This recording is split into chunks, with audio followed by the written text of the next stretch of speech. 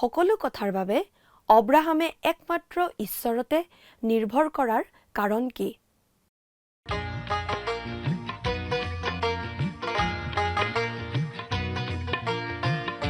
আজিৰে পবিত্ৰ ক্ষণতে উজ্বলি উঠা খ্ৰীষ্টৰ জ্যোতি গ্ৰহণ কৰাই ভক্তি বচন এই মাথোন আমাৰ মিনতি গ্ৰহণ কৰাই ভক্তি বচন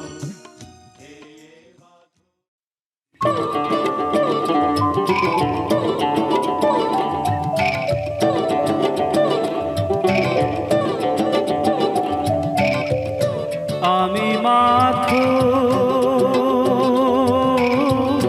বিপদ দেখা পাওঁ, আমি মাথো বিপদ দেখা পাওঁ,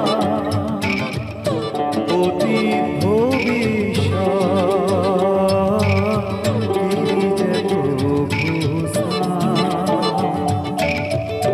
বথা নাই যে ভাঙা আমার বথা নাই যে ভাঙা আমার আর প্রভু বিচারে না নিরুপায় আমি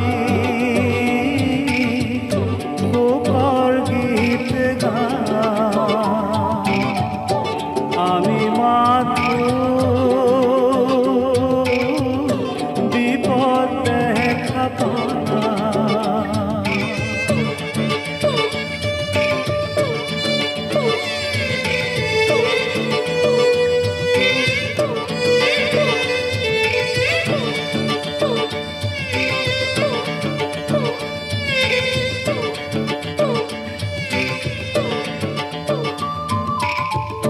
কান্দারি তুমি দিয়া পথর নির্দেশ মিনতি করিছো দিয়া আলোকরে আতৰুৱা প্ৰভু আমাৰ শেষে দয়াময় প্ৰভু যাতনা কৰানি আমি মাথো বিপদ দেখা পাওঁ, আমি মাথো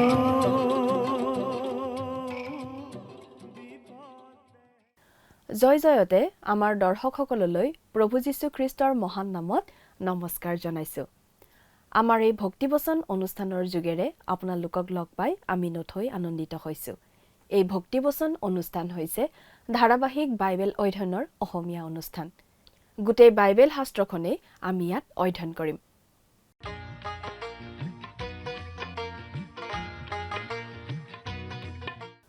প্ৰিয় দৰ্শক, যোৱা অনুষ্ঠানত বাইবেলৰ প্ৰথমখন পুস্তক অৰ্থাৎ আদি পুস্তকৰ 14 নম্বৰ অধ্যায়ৰ 13 নম্বৰ পদৰ পৰা 15 নম্বৰ অধ্যায়ৰ 4 নম্বৰ পদলৈকে পঢ়ি তাৰ ভিত্তিতে আলোচনা আগবঢ়োৱা হৈছিল। আজি এই আদি পুস্তকৰ 15 নম্বৰ অধ্যায়ৰ 5 নম্বৰ পদৰ পৰা 21 নম্বৰ পদলৈকে আমি চাব খুজিছো। আদি পুস্তকৰ 12 নম্বৰ অধ্যায়ৰ পৰা আমি বিশ্বাসৰ বীৰ অব্ৰাহামৰ কথাই পাই আছো। সেই অব্ৰাহাম কেৱল বিশ্বাসৰ বীৰেই নাছিল, যুদ্ধ ক্ষেত্ৰতো তেওঁ বীৰ আছিল। পূব দেশৰ ৰজা কেইজনমানে সদুম আক্ৰমণ কৰি সদুমৰ ৰজাৰ লগতে অব্ৰাহামৰ ভতিজাক লুতকো বন্দী কৰি লৈ গৈছিল। সেই বাতৰি পাই অব্ৰাহামে খেদি গৈ সেই ৰজাবোৰৰ বিৰুদ্ধে যুদ্ধ কৰি লুতৰ লগতে সদুমৰ ৰজাকো সকলো বয়বস্তুৰে সৈতে মুকলি কৰি আনিছিল। সদুমৰ ৰজাই কৃতজ্ঞতাৰ চিন স্বৰূপে অব্ৰাহামক লুট দ্ৰব্যবোৰ ৰাখিবলৈ কৈছিল যদিও অব্ৰাহামে কুটা এগছো নলওঁ বুলি কৈছিল। কাৰণ পাছত ছডোমৰ ৰজাই তেওঁৱে অব্ৰাহামক ধনী কৰিলো বুলি ক'বলৈ সুযোগ পাব। অৰ্থাৎ সকলো কথাৰ বাবে অব্ৰাহামে একমাত্ৰ ঈশ্বৰতে নিৰ্ভৰ কৰি সকলোৰে বাবে ঈশ্বৰকে ধন্যবাদ দিয়াৰ স্থল ৰাখিব খুজিছিল আৰু তেওঁৰ জীৱনলৈ চাই আনেও ঈশ্বৰক প্ৰশংসা কৰাটো বিচাৰিছিল। ঈশ্বৰে অব্ৰাহামক আকৌ আশীৰ্বাদ কৰি প্ৰতিজ্ঞা কৰিছিল আৰু অব্ৰাহামৰ বংশ সাগৰৰ পাৰৰ বালিৰ দৰে, আকাশৰ তৰাৰ দৰে অগণন হ'ব বুলি কৈছিল। সেই অব্ৰাহামৰ কথাকে আমি আজিও পাম 15 নম্বৰ অধ্যায়ৰ 5 নম্বৰ পদৰ পৰা। আহকচোন এতিয়া আমি অধ্যায়টোৰ মাজলৈ আগবাঢ়ি যাওঁ। প্ৰিয় শ্ৰোতা, আদিপুস্তকৰ 15 নম্বৰ অধ্যায়ৰ আৰম্ভণিতেই আমি পালোঁ ঈশ্বৰে অব্ৰাহামক চতুৰ্থবাৰৰ বাবে দেখা দিয়াৰ কথা। ঈশ্বৰে অব্ৰাহামক কৈছিল, মই তোমাৰ ঢাল, ময়েই তোমাৰ পুৰস্কাৰ। তেতিয়া অব্ৰাহামে ঈশ্বৰৰ পৰা বিচাৰিছিল এটি সন্তান, কাৰণ অব্ৰাহাম আছিল সন্তানহীন। আনহাতে ঈশ্বৰে অব্ৰাহামৰ পৰা এক মহাজাতি উৎপন্ন কৰিব বুলি প্ৰতিজ্ঞা কৰিছিল। ঈশ্বৰে অব্ৰাহামক কৈছিল, মই তোমাক এটি সন্তান দিম, তোমাৰ সন্তানেই তোমাৰ উত্তৰাধিকাৰী হ'ব। ঈশ্বৰে অব্ৰাহামক ৰাতিৰ আকাশলৈ চাবলৈ কৈ এই বুলি কৈছিল। পাঠ কৰি দিম আদিপুস্তক 15 নম্বৰ অধ্যায়ৰ 5 নম্বৰ পদ। পাছে তেওঁ অব্ৰামক বাহিৰলৈ নি ক'লে, তুমি আকাশলৈ চোৱা, যদি তৰাবোৰ গণিব পাৰা তেন্তে গণা। তেওঁ আকৌ অব্ৰামক ক'লে, এইদৰে তোমাৰ বংশও হ'ব। এইটো অতি গুৰুত্বপূৰ্ণ কথা। প্ৰথমতে ঈশ্বৰে অব্ৰাহামক কৈছিল যে তেওঁৰ সতি সন্ততিৰ সংখ্যা সাগৰৰ বালিতকৈও অধিক হ'ব। আৰু এতিয়া কৈছে অব্ৰাহামৰ সন্তান সন্ততি আকাশৰ তৰাৰ দৰে অগণন হ'ব। অব্ৰাহামে আকাশৰ তৰা গণি শেষ কৰিব পৰা নাছিল। তেওঁ হয়তো 4,000 মান তৰা দেখিছিল, কিন্তু আকাশত কিজানি সেই সময়ত তেওঁ চোৱা ঠাইখিনিত 50,000তকৈও বেছি তৰা আছিল। অব্ৰাহামে তেওঁৰ কিমান সতি সন্ততি হ'ব সেইটো গণি শেষ কৰিব পৰা নাছিল, আৰু আজি আমিও গণি শেষ কৰিব নোৱাৰোঁ। অব্ৰাহামৰ সন্তান আচলতে দুই ধৰণৰ। তেওঁৰ শাৰীৰিকভাৱে সন্তান জন্মিছিল, আৰু সেই সন্তানৰ পৰাই হ'লগৈ ইছৰাইল জাতি। আৰু অব্ৰাহামৰ আত্মিক সন্তানো হ'ল। খ্ৰীষ্টীয় বিশ্বাসীসকলৰ মণ্ডলীয়েই অব্ৰাহামৰ আত্মিক সন্তান। খ্ৰীষ্টীয় মণ্ডলী বাৰু কেনেকৈ অব্ৰাহামৰ আত্মিক সন্তান হ'ল?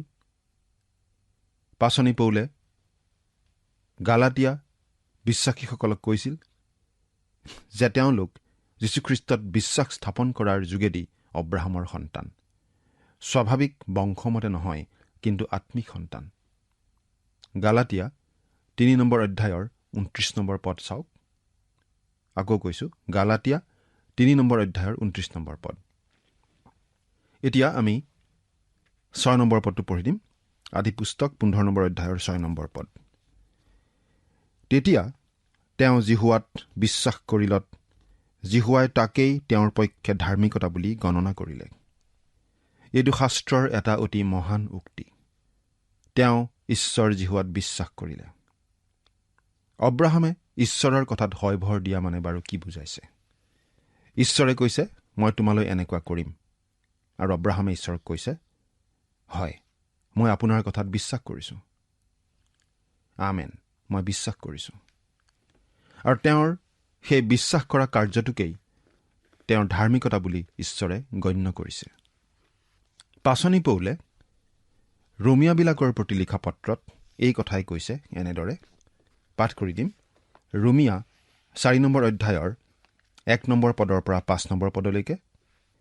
তেন্তে শৰীৰৰ সম্বন্ধে হোৱা আমাৰ ওপৰ পুৰুষ যি অব্ৰাহাম, তেওঁৰ বিষয়ে আমি কি ক'ম? কিয়নো অব্ৰাহাম যদি কৰ্মৰ দ্বাৰাই ধাৰ্মিক বুলি গণিত হ'ল, তেন্তে গৌৰৱৰ কাৰণ তেওঁৰ আছে, কিন্তু ঈশ্বৰৰ আগত নহয়। কাৰণ শাস্ত্ৰই কি কৈছে? অব্ৰাহামে ঈশ্বৰত বিশ্বাস কৰাত সেই বিশ্বাস তেওঁলৈ ধাৰ্মিকতাৰ অৰ্থে গণিত হ'ল। কৰ্মকাৰীৰ বেচ অনুগ্ৰহ বুলি গণিত নহয়, পাওনা বুলিহে গণিত হয়। কিন্তু যিজনে কৰ্মকাৰী নহৈ ঈশ্বৰ ভক্তিহীনক ধাৰ্মিক বুলি গণিত কৰা জনাত বিশ্বাস কৰে, তেওঁৰ সেই বিশ্বাস ধাৰ্মিকতাৰ অৰ্থে গণিত হয়। ৰোমিয়া 4 নম্বৰ অধ্যায়ৰ 1 নম্বৰ পদৰ পৰা 5 নম্বৰ পদ। তেন্তে শৰীৰ সম্বন্ধে হোৱা আমাৰ ওপৰ পুৰুষ যি অব্ৰাহাম, তেওঁৰ বিষয়ে আমি কি ক'ম? আমি ভাবোঁ কথাখিনি আমি পঢ়ি গ'লেই ভালদৰে বুজি পাওঁ, কাৰণ শাস্ত্ৰই কি কৈছে? অব্ৰাহামে ঈশ্বৰত বিশ্বাস কৰাত সেই বিশ্বাস তেওঁলৈ ধাৰ্মিকতাৰ অৰ্থে গণিত হ'ল, আৰু ঈশ্বৰে তেনেদৰেই গণ্য কৰিলে। কৰ্মকাৰীৰ বেচ অনুগ্ৰহ বুলি গণিত নহয়, পাওনা বুলিহে গণিত হয়।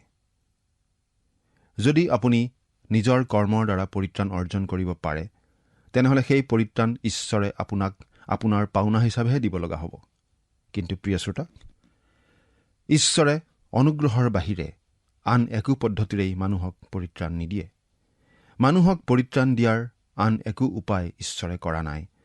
যদি আপুনি পৰিত্ৰাণ পায়, আপুনি ঈশ্বৰৰ কথাত বিশ্বাস কৰি খ্ৰীষ্টক আপোনাৰ পৰিত্ৰাতা বুলি গ্ৰহণ কৰাৰ বাবে, আৰু ঈশ্বৰেই আপোনাক পৰিত্ৰাণ যোগোৱা বুলি আপুনি বিশ্বাস কৰাৰ বাবেহে সেই পৰিত্ৰাণ পাব।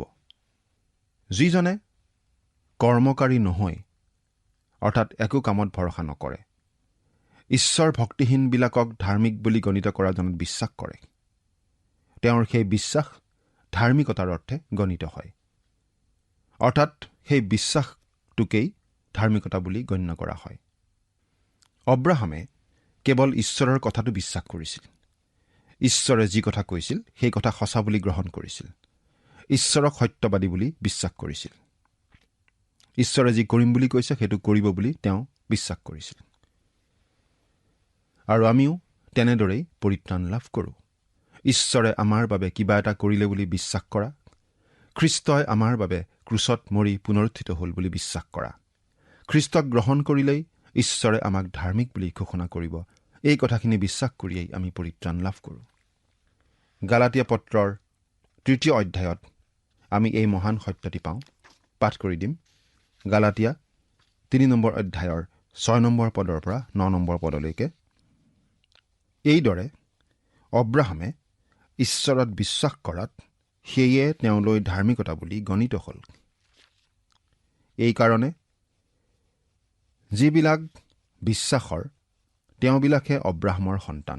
ইয়াকে জানিবা, ঈশ্বৰে যে পৰজাতিবিলাকক বিশ্বাসৰ দ্বাৰাই ধাৰ্মিক বুলি গণিত কৰে, শাস্ত্ৰই ইয়াক আগেয়ে দেখি সকলো জাতিয়ে তোমাত আশীৰ্বাদ পাব বুলি অব্ৰাহামক আগেয়ে শুভবাৰ্তা জনালে। এতেকে যিবিলাক বিশ্বাসৰ, তেওঁবিলাক বিশ্বাসকাৰী অব্ৰাহামে সৈতে আশীৰ্বাদ প্ৰাপ্ত হৈছে। অব্ৰাহামৰ বিশ্বাসেই অব্ৰাহামক ঈশ্বৰলৈ বিশ্বাসী কৰিলে, কিন্তু তেওঁ বিশ্বস্ত হৈ পৰিত্ৰাণ পোৱা নাছিল। তেওঁ ঈশ্বৰত বিশ্বাস কৰাৰ বাবেহে পৰিত্ৰাণ পাইছিল। আমি এই কথাটো লক্ষ্য কৰা উচিত। এতিয়া আমি 7 আৰু 8 নম্বৰ পদ দুটা পঢ়ি দিম। 15 নম্বৰ অধ্যায়ৰ 7 আৰু 8 নম্বৰ পদ।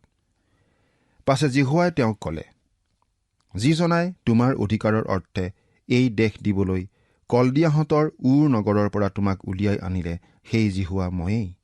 তেতিয়া তেওঁ ক'লে, হে প্ৰভু জিহুৱা, মই যে ইয়াৰ অধিকাৰী হ'ম, তাক কিহৰ দ্বাৰাই জানিম? অব্ৰাহাম অতি ব্যৱহাৰিক মানুহ। বাস্তৱ জগতৰ কথা তেওঁ পাহৰি নাযায়। আমাৰ খ্ৰীষ্টীয় জীৱনতো আমি তেনে কৰা উচিত। আমাৰ জীৱনত বাস্তৱতা নাথাকিলে আচলতে একোৱেই নাই। বহুতো মানুহে আচলতে গীৰ্জা খেলি থাকে। অব্ৰাহাম কিন্তু অতি ব্যৱহাৰিক মানুহ। তেওঁ কিবা এটা জানিব বিচাৰিছে আৰু স্পষ্টভাৱে জানিব বিচাৰিছে। ঈশ্বৰে বাৰু অব্ৰাহামক কি ক'ব? ঈশ্বৰে ক'ব, অব্ৰাহাম, মই ভাল পাইছোঁ মোক সোধা কাৰণে। মই তোমাক একেবাৰে ন্যায়ালয়ত লগ ধৰিম। মই সমাজৰ আগত প্ৰকাশ্যে জনাম, আৰু তোমাৰ সৈতে কৰা মোৰ চুক্তিটো মই বাস্তৱ কৰিম। তোমাৰ এটি পুত্ৰ জন্মিব, মোক সেই ঠাইতে লগ ধৰিবা, আৰু মই চুক্তিত চহী কৰি দিম। এতিয়া হয়তো আপুনি ক'ব পাৰে, ক'তা? বাইবেলততো তেনেদৰে লিখা নাই। ঈশ্বৰেনো ক'ত ন্যায়ালয়লৈ গৈছিল? কিন্তু ঈশ্বৰে কোৱা কথাখিনিৰ অৰ্থ প্ৰায় তেনেকুৱাই আছিল। ঈশ্বৰে অব্ৰাহামক কি কৈছিল শুনকচোন। 9 আৰু 10 নম্বৰ পদ। তাতে জিহুৱাই তেওঁক ক'লে, তুমি এজনী 3 বছৰীয়া চেউৰী গৰু, এজনী 3 বছৰীয়া ছাগলী, এটা 3 বছৰীয়া মতা মেৰ চাগ, এটা কপৌ আৰু এটা পাৰ পোৱালি মোলৈ আনা। তেতিয়া তেওঁ সেই সকলোকে আনি সেইবোৰক দুফাল দুফালকৈ কাটি ইফালৰ আগত সিফাল থলে, কিন্তু চৰাইবোৰ হলে দুফাল দুফাল নকৰিলে। ঈশ্বৰে অব্ৰাহামক এটা বলি সাজু কৰিবলৈ কৈছে। তেওঁ এটা চেউৰী, এটা মাইকী ছাগলী আৰু ভেড়া ল'ব লাগিব, দুভাগে বিভক্ত কৰিব লাগিব, আৰু এভাগ এফালে আৰু আন ভাগ এফালে ল'ব লাগিব। কপৌ আৰু পাৰ চৰাই কিন্তু দুভাগ কৰিবলৈ কোৱা নাছিল। এটা এফালে আৰু আনটো আনফালে ৰাখিবলৈ কোৱা হৈছিল। সেই কালত মানুহে যেতিয়া কিবা এটা চুক্তি কৰিছিল, তেওঁলোকে এনেদৰেই কৰিছিল। ধৰক, এজন মানুহে আন এজনৰ পৰা ভেড়া ছাগলী এটা কিনিব লাগে। তেওঁলোকে এনেধৰণে বলিৰ আয়োজন কৰিব লাগিব। প্ৰথমৰ ভাগৰ পক্ষই দ্বিতীয় ভাগৰ পক্ষৰ সৈতে হাত মিলাব লাগিব আৰু তেওঁলোকৰ চুক্তিটো ক'ব লাগিব, আৰু সেই ভাগ কৰা বলিৰ মাজেদি পাৰ হৈ যাব লাগিব। সেই সময়ত এনেদৰে চুক্তি কৰা কাৰ্যটো বিচাৰালয় বা কোৰ্টত গৈ চুক্তি কৰাৰ নিচিনা হৈছিল। গতিকে ঈশ্বৰে অব্ৰাহামৰ লগত সেই সময়ৰ আইনমতে চুক্তি কৰাৰ নিচিনা হৈছিল। এনেধৰণৰ নিয়ম এটা যে কেৱল এই মানুহখিনিৰ মাজতেই আছিল এনে নহয়, কিন্তু সেই সময়ৰ সকলো মানুহৰ বাবেই এই প্ৰথাটো প্ৰচলিত আছিল। সেই কথা আমি পঢ়িবলৈ পাওঁ জিৰিমিয়া ৩৪ নম্বৰ অধ্যায়ৰ ১৮ নম্বৰ পদত। পঢ়ি দিছোঁ, শুনিবচোন।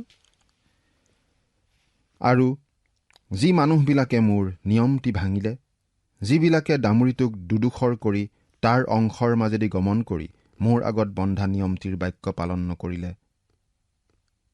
জিৰিমিয়া ৩৪ নম্বৰ অধ্যায়ৰ ১৮ নম্বৰ পদ।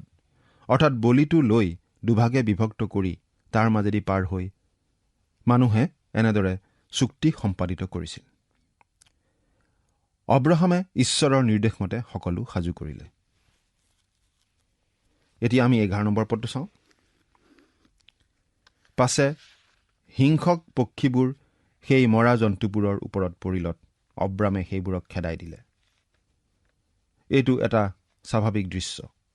সেই বলিৰ মাংস খাবলৈ চৰাইবোৰ আহিছিল আৰু অব্ৰাহামে খেদি খেদি পঠিয়াইছিল। অব্ৰাহামে কিন্তু ঈশ্বৰৰ কথামতে কাম কৰি ঈশ্বৰলৈ বাট চাই আছিল। ১২ নম্বৰ পদ।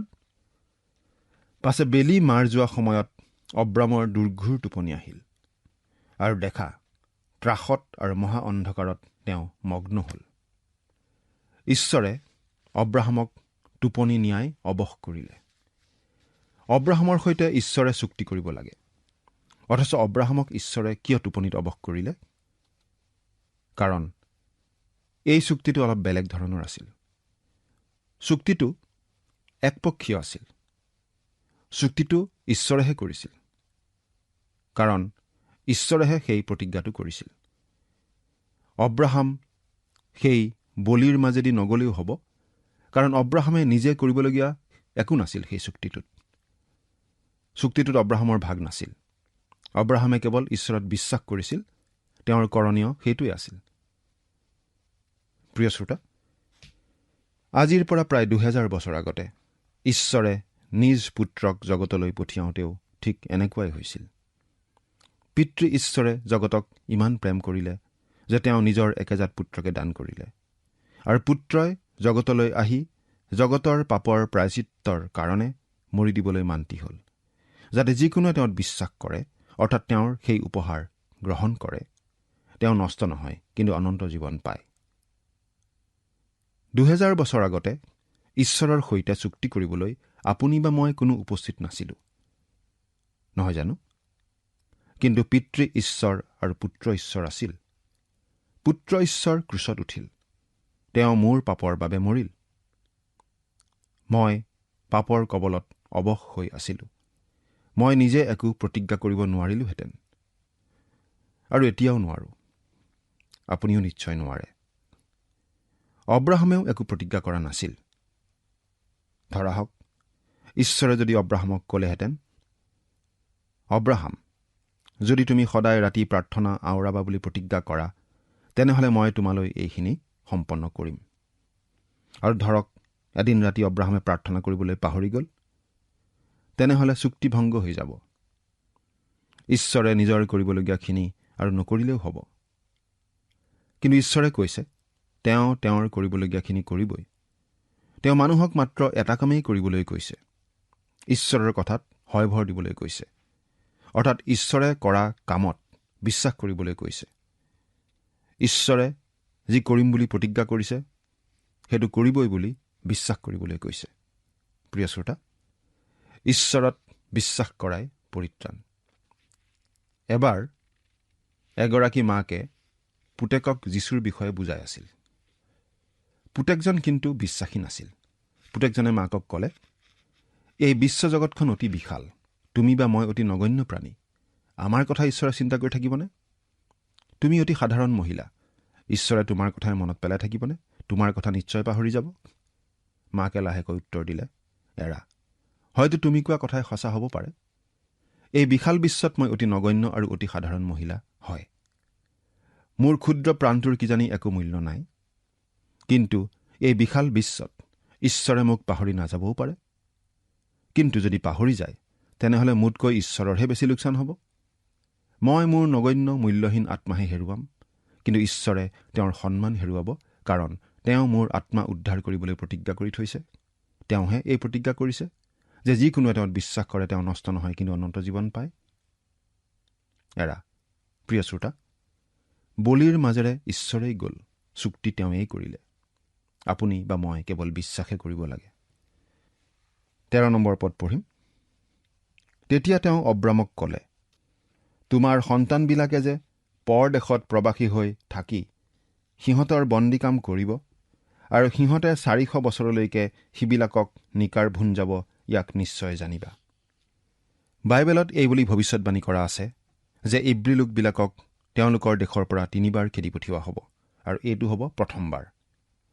এই বুলিও প্ৰতিজ্ঞা কৰা আছে যে তেওঁলোক সেই দেশলৈ আকৌ উভতি আহিব, আৰু এনেদৰে প্ৰথমবাৰ উভতি আহিছিল। তাৰ পাছত তেওঁলোকক বাবিল দেশলৈ বন্দী কৰি নিয়া হৈছিল, আৰু তাৰ পৰাও তেওঁলোক উভতি আহিছিল। আকৌ 70 চনত জেৰুচালেম ধ্বংস কৰা হৈছিল, আৰু তৃতীয়বাৰৰ বাবে তেওঁলোক চেদেলি ভেদেলি হৈছিল। তাৰ পিছত আৰু তেওঁলোক নিজ দেশলৈ প্ৰকৃত অৰ্থত ঘূৰি অহা নাই, কিন্তু বাইবেলত লিখা আছে তেওঁলোক এদিন উভতি আহিব, প্ৰকৃত অৰ্থত নিজ দেশত সংস্থাপিত হ'ব। 14 আৰু 15 পদ। কিন্তু তুমি শান্তিৰে তোমাৰ ওপৰ পিতৃসকলৰ ওচৰলৈ যাবা, অতি বৃদ্ধ অৱস্থাত তোমাক মৈদাম দিয়া হ'ব। পাছে 4ৰ্থ পুৰুষত সিবিলাকে এই দেশলৈ উলটি আহিব, কিয়নো ইমুৰীয়াহঁতৰ অপৰাধ এতিয়ালৈকে সম্পূৰ্ণ নহয়। তেওঁলোকে যথেষ্ট সা সম্পত্তি লৈ মিছৰৰ পৰা ওলাই আহিছিল, কিন্তু সেইবোৰ দেখা পাবলৈ অব্ৰাহাম ইমান দিন জীয়াই থকা নাছিল। ঈশ্বৰে অব্ৰাহামক কৈছে, মই তোমাক এতিয়াই এই দেশ দিব খোজা নাই, কাৰণ মই অমূৰীয়াবিলাককো ভাল পাওঁ, আৰু মই তেওঁলোকক এটা সুযোগ দিব খুজিছোঁ মোলৈ ঘূৰিবলৈ। আৰু ঈশ্বৰে সেই অমূৰীয়াবিলাকক 400 বছৰ সময় দিছিল। বহু দীঘলীয়া সময়, নহয়নে বাৰু? তেওঁলোক তেওঁলৈ ঘূৰি আহিবনে নাই 400 বছৰ ধৰি ঈশ্বৰে চাইছিল। তেওঁলোকৰ মাজৰ পৰা ঈশ্বৰলৈ ঘূৰা একমাত্ৰ ব্যক্তিগৰাকী আছিল ৰাহব নামৰ কনানীয়া তিৰোতা, সেই বেশ্যাগৰাকী। তাই ঈশ্বৰলৈ ঘূৰিছিল, ঈশ্বৰত বিশ্বাস কৰিছিল। ঈশ্বৰে আপোনাক মাত্ৰ বিশ্বাস কৰিবলৈহে কৈছে। ঈশ্বৰে অমূৰীয়াবিলাকক ইমান দিন সুযোগ দিছিল। 17 নম্বৰ পদ। পাছে বেলি মাৰ গৈ আন্ধাৰ হলত দেখা ধোঁৱাময় চোলা আৰু জ্বলি থকা আৰিয়া ওলাই সেই দুডুখৰীয়া শাৰীৰ মাজেদি চলি গ'ল। এই দুয়োটাই যীশুৰ কথা বুজায়। জুইকুৰাই বুজায় সুধবিচাৰ, আৰু চাকিয়ে বুজায় তেওঁ জগতৰ পোহৰ। 18 পৰা 21 নম্বৰ পদলৈকে পাঠ কৰিম। সেইদিনাই জিহুৱাই অব্ৰামে সৈতে এটি নিয়ম স্থিৰ কৰি ক'লে, মিছৰ জুৰিৰ পৰা ফৰাত মহানদীলৈকে এই দেশ, অৰ্থাৎ কেনিয়া, কনিজ্জিয়া, কদমুনিয়া, হিত্তিয়া, পৰিজ্জিয়া, ৰফাইয়া, ইমুৰিয়া, কনানিয়া, গিৰ্গাছিয়া আৰু জিবুচিয়াহঁতৰ দেশ মই তোমাৰ বংশক দিম। ঈশ্বৰে অব্ৰাহামক দিব খোজা অঞ্চলটো জনাই দিছে। অব্ৰাহামে বাৰু কি কৰিবলৈ প্ৰতিজ্ঞা কৰিলে? নাই, তেওঁ একো প্ৰতিজ্ঞা কৰা নাছিল। তেওঁ কেৱল ঈশ্বৰত বিশ্বাসহে কৰিলে। ঈশ্বৰে আপোনাক উদ্ধাৰ কৰিব পাৰে আৰু আপোনাক উদ্ধাৰ কৰিব অনুগ্ৰহেৰে যদিহে তেওঁ আপোনাৰ বাবে যি যি কৰিলে সেই কথাত আপুনি বিশ্বাস কৰে। আপুনি বাৰু ঈশ্বৰৰ কথাত বিশ্বাস কৰি প্ৰভু যীশুকেই আপোনাৰ জীৱনৰ পৰিত্ৰাতা বুলি গ্ৰহণ কৰি তেওঁতেই বিশ্বাস ৰাখি চলিছেনে? চিন্তা কৰি চাওকচোন। ঈশ্বৰে আপোনাক আশীৰ্বাদ কৰক। আমেন।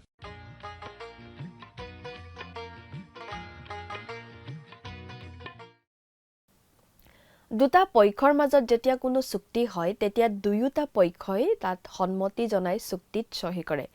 কিন্তু অব্ৰাহামৰ লগত ঈশ্বৰে যি চুক্তি কৰিলে সেইটো আছিল ঈশ্বৰেই একপক্ষভাৱে কৰা চুক্তি। ঈশ্বৰৰ কথা সম্পূৰ্ণৰূপে বিশ্বাস কৰি ঈশ্বৰৰ কথামতে নিজ দেশ এৰি কনান দেশলৈ ওলাই আহি অব্ৰাহামে প্ৰদৰ্শন কৰা বিশ্বাসৰ বাবে অব্ৰাহামক ঈশ্বৰে ধাৰ্মিক বুলি গণ্য কৰিছিল আৰু অব্ৰাহামৰ বিশ্বাসৰ বাবেই ঈশ্বৰে অব্ৰাহামক একপক্ষভাৱে সকলো দিছিল। অব্ৰাহাম আন মানুহতকৈ ভাল বাবে নহয়, অব্ৰাহামৰ জীৱন আন সকলো মানুহতকৈ ভাল বাবে নহয়, একমাত্ৰ ঈশ্বৰৰ সাৰ্বভৌম ইচ্ছা অনুসাৰে ঈশ্বৰে অব্ৰাহামক বাছি লৈছিল আৰু অব্ৰাহামে তাত সঁহাৰি দিয়া বাবে ঈশ্বৰৰ এই আশীৰ্বাদ অব্ৰাহামে লাভ কৰিছিল। সেই চুক্তিটো একপক্ষীয় হোৱা বাবে সেই চুক্তি ৰক্ষা কৰাৰ দায়িত্বও একপক্ষীয়, অৰ্থাৎ ঈশ্বৰৰ ওপৰতেই সেই দায়িত্ব। মানুহৰ মন সলনি হ'লেও ঈশ্বৰৰ মন সলনি নহয়, তেওঁ তেওঁৰ প্ৰতিজ্ঞা পূৰণ কৰিবই। অব্ৰাহাম বিশ্বাসৰ বীৰ আৰু বিশ্বাসৰ বাবে তেওঁক ধাৰ্মিক বুলি গণ্য কৰা হয়।